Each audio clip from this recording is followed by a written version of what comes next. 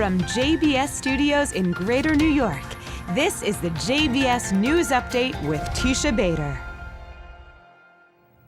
I'm Teisha Bader with the JBS News Update for Wednesday, July the 12th, 2017. U.S. Special Representative for International Negotiations Jason Greenblatt met with Israeli Prime Minister Benjamin Netanyahu today in Jerusalem. Greenblatt was joined by U.S. Ambassador to Israel David Friedman and Israel's Ambassador to the U.S. Ron Dermer. Yesterday, Greenblatt and Friedman met with Palestinian officials in Jerusalem, joined also by U.S. Consul General Donald Blum.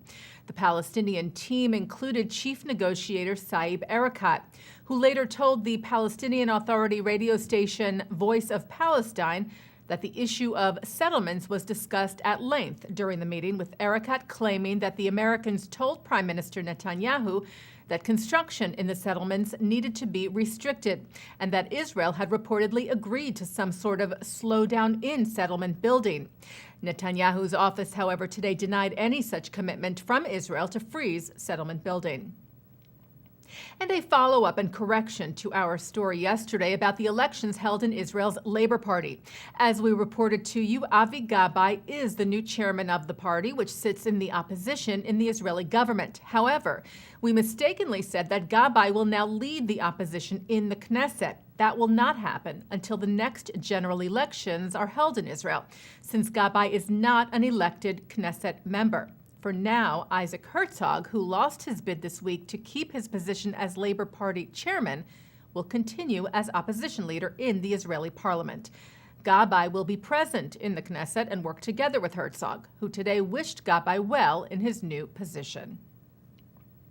IDF troops came under attack overnight last night in the West Bank. A special forces unit was operating in the area of the Jenin refugee camp when they were attacked by a group of Palestinians who threw explosives at them. The Israeli troops returned fire and 2 of the Palestinians were killed. No soldiers were hurt in the incident. Jewish feminist and civil rights activist Sheila Michaels has died.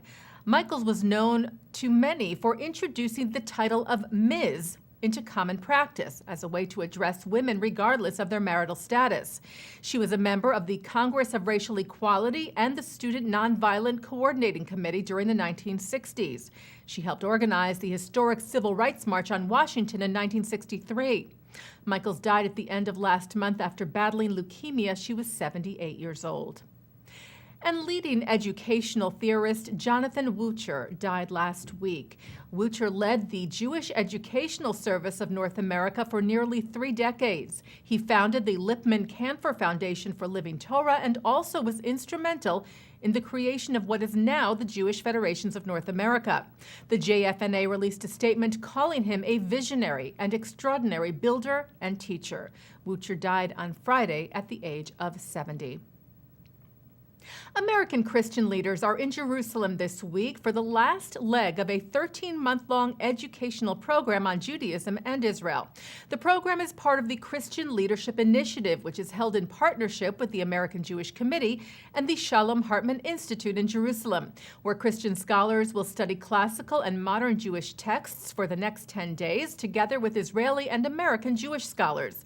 AJC's Director of Interreligious and Intergroup Relations, Rabbi Noam Marin, said CLI provides an open space for Christian leadership to experience and study Judaism and Israel from a Jewish perspective, fostering a unique process to secure positive interreligious relations. Well, Israel is set to open its first aquarium at the end of this month. The Gottesman Family Israel Aquarium will open its doors as part of the Tisch Family Zoological Gardens, known more commonly as the Biblical Zoo in Jerusalem.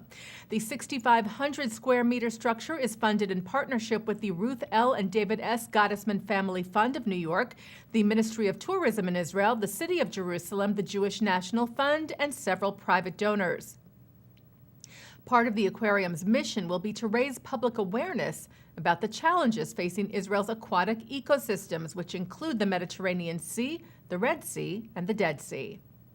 And taking a look now at our programming for tonight on JBS for Wednesday, July the 12th at 7 o'clock, a Shalom Hartman Institute program on Jewish identity, belonging, and community. At 8, writer, educator, and trans activist at Columbia, Abby Stein, talks about a Jewish approach to transgender issues from Limud FSU 2017. At 9, a special L'chaim panel on freedom of expression, looking at the recent ad for Palestinian terrorist Marwan Barghouti, with Floyd Abrams, Sam Norwich, Thane Rosenbaum, Eric Yaffe, and Amanda Berman, held at the Center for Jewish History in New York. At 10:30, it's Kosher Movies. And coming up right after this newscast tonight at 6:30, it's Thinking Out Loud with Micah Halpern. And that's the JBS News Update for Wednesday, July the 12th, 2017. I'm Teisha Bader.